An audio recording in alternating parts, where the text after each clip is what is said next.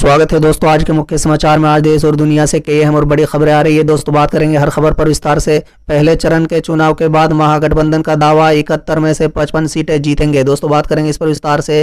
पहले चरण के मतदान के अगले दिन रजत का वार नौकरी के नाम पर दौड़ने लगते हैं नीतीश, अब उन्हें रिटायर करें दोस्तों। बात करेंगे इस पर विस्तार से।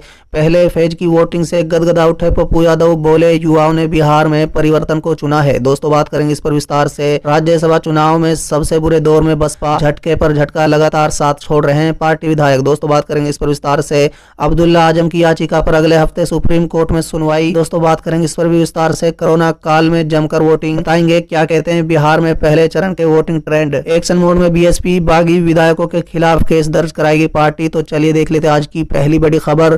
पहले चरण के चुनाव के बाद महागठबंधन का दावा 71 में से 55 सीटें जीतेंगे। जी हां दोस्तों, बता दें बिहार विधानसभा चुनाव के प्रथम चरण में 71 सीटों पर बुधवार को हुए मतदान के बाद महागठबंधन ने बड़ा दावा कर दिया है दोस्तों। बता दें प्रथम चरण का चुनाव संपन्न होने के बाद पटना में आयोजित संयुक्त संवाददाता सम्मेलन में महागठबंधन के नेताओं ने दावा किया है कि प्रथम चरण में 71 में से 55 सीटों पर महागठबंधन की जीत हो रही है। जी हां दोस्तों, बता दें आरजेडी के राष्ट्रीय प्रवक्ता मनोज झा ने कहा है कि जो फीडबैक महागठबंधन के नेताओं को मिला है उस पर यकीन करें तो एनडीए को कम सीटों पर ही संतोष करना पड़ेगा दोस्तों। बता दें प्रेस कॉन्फ्रेंस में मौजूद कांग्रेस नेता पवन खेड़ा ने कहा है कि बिहार में महागठबंधन के पक्ष में जो हवा चल रही है वो अगले दोनों चरणों तक यूं ही जारी रहेगी और नीतीश कुमार की सरकार का जाना तय है दोस्तों। बता दें एनडीए नेताओं द्वारा तेजस्वी यादव को अनुभवहीन बताए जाने पर पवन खेड़ा ने कहा है कि एनडीए नेताओं को ये समझना होगा कि प्रधानमंत्री नरेंद्र मोदी पीएम बनने से पहले केवल गुजरात के मुख्यमंत्री थे। कोरोना वायरस और महामारी का जिक्र करते हुए पवन खेड़ा ने महागठबंधन के कार्यकर्ताओं से अपील की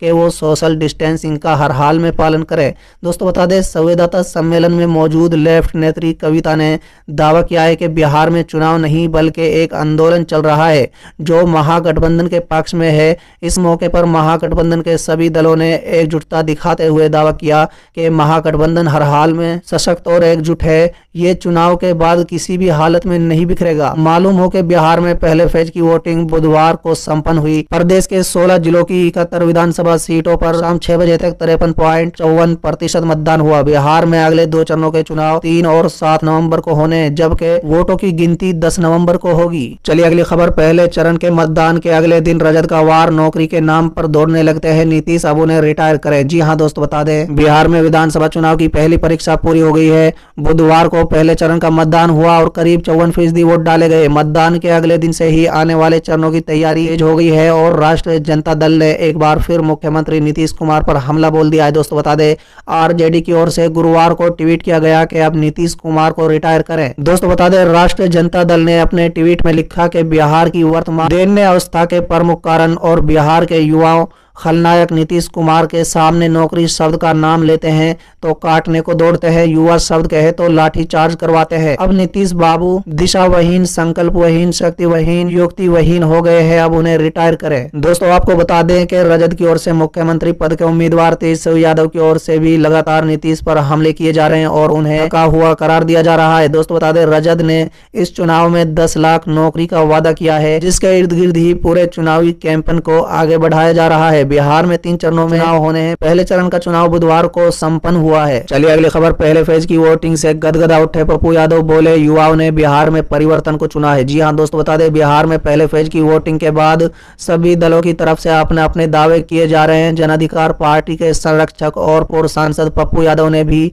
प्रथम चरण के मतदान के बाद जीत का दावा किया है दोस्तों। उन्होंने पहले चरण की वोटिंग के बाद कहा है कि युवाओं ने बिहार में परिवर्तन के लिए कैंची को चुना है। लॉकडाउन में जो प्रवासी मजदूर और छात्र दूसरे राज्यों में फंसे हुए थे उन्होंने इस बार एनडीए को नकार दिया है। दोनों गठबंधन असली मुद्दों से भटक गए हैं। एक ने जाति का कार्ड खेला तो दूसरे ने सांप्रदायिक का। दोनों को जनता ने नकार दिया दोस्तों। बता दें जापा अध्यक्ष ने कहा है कि हमारा एजेंडा 30 साल बनाम 3 साल है। युवाओं, महिलाओं, दलितों और समाज के अन्य कमजोर वर्गों की उम्मीद प्रगतिशील लोकतांत्रिक गठबंधन से है। इस बार हम जनता की उम्मीदों पर खरे उतरेंगे। सरकार में आने के बाद हम सच्चर कमेटी की सिफारिशों को लागू करेंगे। पप्पू यादव ने आगे कहा है कि इस चुनाव में जातिवाद और सांप्रदायिक हारेगा। जनता ने जातिवाद और सांप्रदायिक की राजनीति को नकार दिया है। चलिए अगली खबर, राज्यसभा चुनाव में सबसे बुरे दौर में बसपा, झटके पर झटका, लगातार साथ छोड़ रहे पार्टी विधायक। जी हां दोस्तों, बता दें 2017 के विधानसभा चुनाव में सबसे निराशाजनक प्रदर्शन के बावजूद बसपा कोई सबक लेती नजर नहीं आ रही है।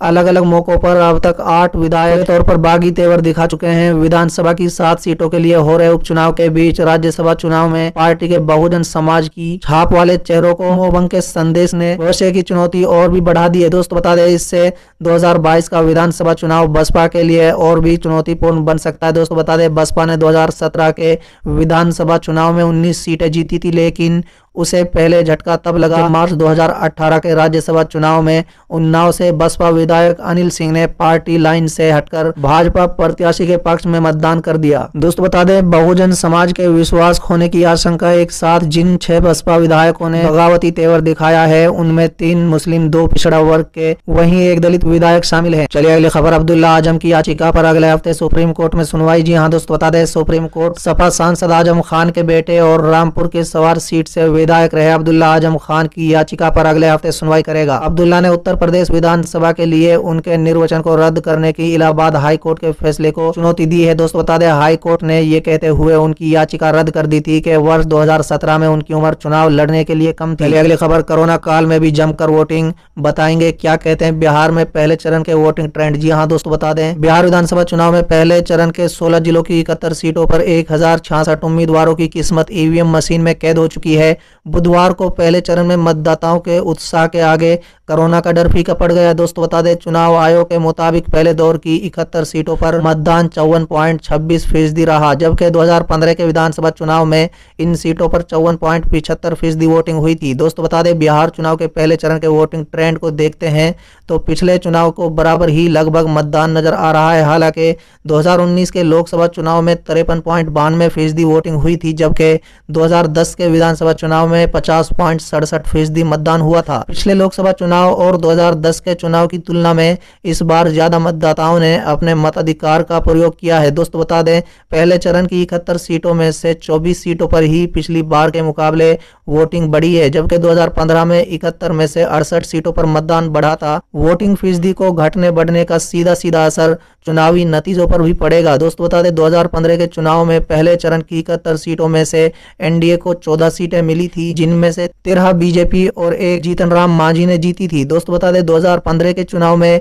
जेडीयू और बीजेपी अलग अलग लड़ी थी, वहीं 2015 के चुनाव में लालू यादव और नीतीश कुमार साथ थे, जिसके सहारे महागठबंधन को 53 सीटें मिली थी, जिनमें 27 सीटें आरजेडी, 18 सीटें जेडीयू और 8 सीटें कांग्रेस को मिली थी। दोस्तों बता दें, 2010 के चुनाव में एनडीए को 61 सीटें मिली थी, जिनमें से बीजेपी 22 और जेडीयू 39 जीती थी। दोस्तों बता दें, 2010 के चुनाव में नीतीश कुमार की जेडीयू और बीजेपी साथ मिलकर 243 सीटों में से 206 सीटें जीती थी। ऐसे में 71 सीटों पर एनडीए को 61 सीटें मिली थी। 2010 में बीजेपी ने जो 22 सीटें जीती थी, उनमें से सिर्फ 5 सीटें ही बचाने में कामयाब रही, जबकि बाकी 17 सीटें उसने गंवा दी थी। इन 17 सीटों में से 12 सीटें आरजेडी ने छीन ली थी, जबकि 4 सीटों पर कांग्रेस और 1 सीट पर जेडीयू ने कब्जा बना लिया था। वहीं बीजेपी ने 8 नई सीटें जीती थी, जो 2010 में आरजेडी ने जीत ली थी। इसके अलावा बीजेपी ने 2 सीट जेडीयू और 1 सीट एलजेपी ने छोड़ी थी। हालांकि इस बार के समीकरण बदल गए हैं और बीजेपी और जेडीयू फिर एक साथ मैदान में उतरी हैं। बिहार चुनाव के पहले चरण की 71 सीटों में से